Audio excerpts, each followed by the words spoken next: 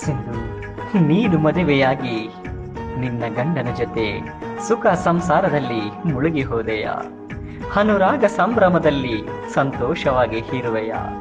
ನಿನ್ನ ಪ್ರೇಮ ಸಂಭ್ರಮದಲ್ಲಿ ಇರುವ ನನ್ನ ಹೃದಯ ಕೊರಗುತ್ತಿದೆ.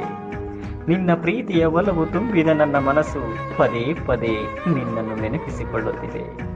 ನನ್ನೆದೆಯ ಉಸಿರಾಟ ಸಂಗಮದಲ್ಲಿ ನಿನ್ನ ಹೆಸರು ಅಳಿಸಲಾಗದು ಸಿಂಧು.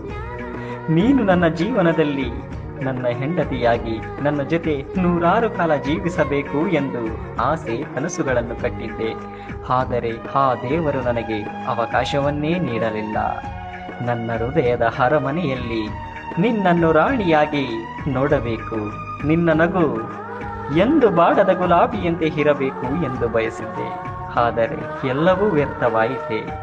ನಿನ್ನ ಪ್ರೀತಿ ಬಯಸಿದ್ದ ನಾನು, ನೀನು ನಿನ್ನ ಗಂಡ